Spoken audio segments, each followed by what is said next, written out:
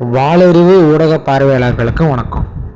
கடந்த காணொலியில் நாம் கீழே பழங்கற்காலம் மற்றும் இடை பழங்கற்காலத்தை பற்றி பார்த்தோம்.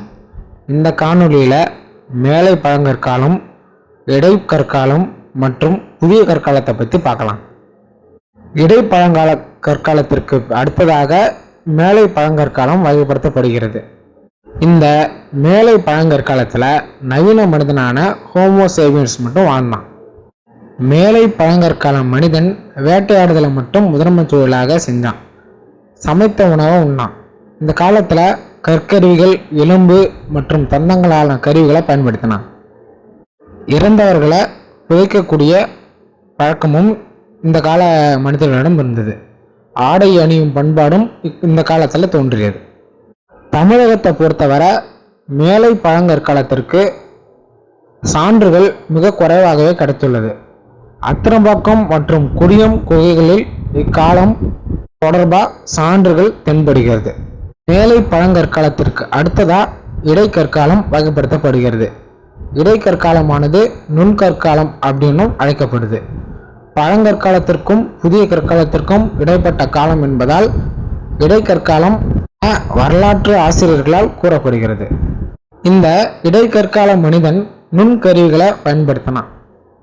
சமைத்த இறைச்சியை உண்டான்.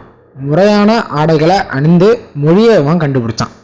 இந்த இடைக்கற்காலத்தில் வாழ்ந்த மனிதர்கள் பயன்படுத்திய கருவிகள் அகேட், செர்ட், ஜாஸ்பர் போன்ற கற்களால் உருவாக்கப்பட்டது.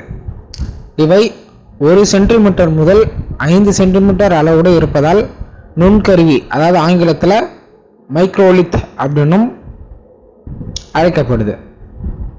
இந்த நுண்கருவிகளை மரக்கொம்புகளை இணைத்து கட்டி அதை வேட்டையாடுறதுக்கு பயன்படுத்தினான். இது தவிர எலும்பு கருவிகள், அன்னங்களால் ஆன கருவிகளையும் இந்த கால மனிதன் பயன்படுத்தினான்.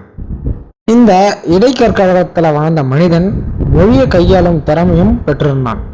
இடைக்கற்கால தமிழன் குறிஞ்சி நிலத்தை அடுத்த முல்லை நிலத்திற்கும் பரவினான். இதுவரை அத்திரம்பாக்கம், பரிக்குளம், குடியம் குகை, பல்லாவரம், கிளிநொச்சி உள்ளிட்ட சில பகுதிகளில் மட்டுமே வாழ்ந்த தமிழன் தமிழகத்திலும் சரி ஈழத்திலும் சரி பரவலாக வாழ ஆரம்பித்தான். முல்லை நில தமிழன் காட்டு விலங்குகளை வீட்டில் வளர்க்க ஆரம்பித்தான். ஆடு, மாடு உள்ளிட்ட விலங்குகளை பாலுக்காகவும், கோழி, ஆடு முதலியவற்றை இறைச்சிக்காகவும் வீடுகளில் வளர்த்தான். மேலும் காட்டு நாய் இனங்களை வீட்டுக்கு பழக்கினான். முதன்மை பணியாக கால்நடை மேய்ச்சல் மற்றும் கால்நடையை பராமரித்தலில் இருந்து அவற்றோடு வேட்டையாடுதல், மீன்பிடித்தல் முதலியவை இவர்களோட தொழிலாக இருந்தது. முல்லை நிலத்தில் வானவாரி பயிர்கள் விளைந்தன. வானவாரி பயிர்கள் என்பன, இந்த வானவாரி பயிர்கள் அப்படின்னா கொத்து காடமாகிய நிலத்தில் மழை நாளிலே விளைந்த திணை, வரகு போன்ற சிறுதானியமா ஆகும். அவரை, துவரை போன்ற பயிர்களும் ஆகும். முல்லை நிலத்தில் இயற்கையாக விளைந்த திணை மற்றும் பயிர் வகைகளை நடவு செஞ்சான். இதுவே துவக்க கால வேளாண்மை ஆகும். இடைக்கற்கால மனிதன் பிறை மற்றும் முக்கோண வடிவு கருவிகளை உருவாக்கினான். நுண்ணிய கருவிகள் விலங்குகளை வேட்டையாடுவதற்கு மட்டுமின்றி விலங்குகளோட தோலை பிப்பதற்கும் அவற்றை துண்டுகளாக வெட்டுவதற்கும் பயன்படுத்தினான். கடந்த 2018ஆம் ஆண்டில் தூத்துக்குடி மாவட்டத்தின் சிவகலையில் தரிசுகுளம் மற்றும் தம்ளார்மூக்கு பகுதிகளில் இடைக்கற்காலத்தைச் சேர்ந்த கற்கருவிகள் கண்டுபிடிக்கப்பட்டது. இந்த கருவிகள் 4 சென்டிமீட்டர் அளவுடைய நுண்கருவிகள் ஆகும். அவை இன்றிலிருந்து தோராயமாக 13,000 ஆண்டு பழமையானவர்களாக இருந்தது. அதாவது கிமு 11,000 ஆண்டுகளுக்கு முன்பு வாழ்ந்த தமிழனால் பயன்படுத்தப்பட்டவை ஆகும். இது தவிர தமிழகத்தின் அத்தனம்பாக்கம், நெல்லை மாவட்டத்தின் தேரிக்காடுகள், தென்காசி மாவட்டத்தின் அமுதகண்ணி, மதுரை மாவட்டத்தின் திருமங்கலம் போன்ற இடங்களும், ஈழத்தில் பனிக்கன்குளம், பூநகரி, கல்முனை போன்ற இடங்களும் இடைக்கற்கால பண்பாட்டிற்கு சான்றுகளாக உள்ளன. இடைக்கற்காலத்திற்கு அப்புறம் புதிய கற்காலம் வகைப்படுத்தப்படுகிறது. உணவனை தேடி அடைந்த மனிதன் உணவனை உற்பத்தி செய்ய கற்றுக்கொண்ட காலம் இந்த புதிய கற்காலம் அப்படின்னு ஆய்வாளர்கள் குறிப்பிடுகிறார்கள். புதிய கற்காலத்தின் கற்கருவிகள், எலும்பு கருவிகள், மண்பாண்டங்கள் உள்ளிட்ட பொருட்கள் பயன்படுத்தப்பட்டன. இந்த காலத்தில் மக்கள் ஒரு இடத்துல நிலையா தங்கி வாழ ஆரம்பித்தார்கள். குழுக்களும் அதை வழிநடத்த ஒரு தனி தலைவனும் என இனக்குழு அரசு முறை இந்த காலகட்டத்தில் உருவாச்சு. முன்னாடி குறிஞ்சி மற்றும் முல்லை நிலத்தில் வாழ்ந்த தமிழன் அடுத்த கட்டமாக மருத நிலத்திற்கும் நெய்த நிலத்திற்கும் புதிய கற்காலத்தில் பரவினான். மருத நிலத்தில் வாழ்ந்த தமிழன் முறையாக வேளாண்மை செஞ்சான். கேழ்வரகு, சாமை, கொள்ளு, பச்சைப்பயிறு உள்ளிட்ட பயிர் வகைகளை உழவு செஞ்சான். கற்களான உளிகள், சம்மட்டி போன்றவற்றை ஒழுங்காக செதுக்கி அவற்றை மெழுகூற்றினான். கருவிகளை கொண்டு நிலத்தை உழுதான்.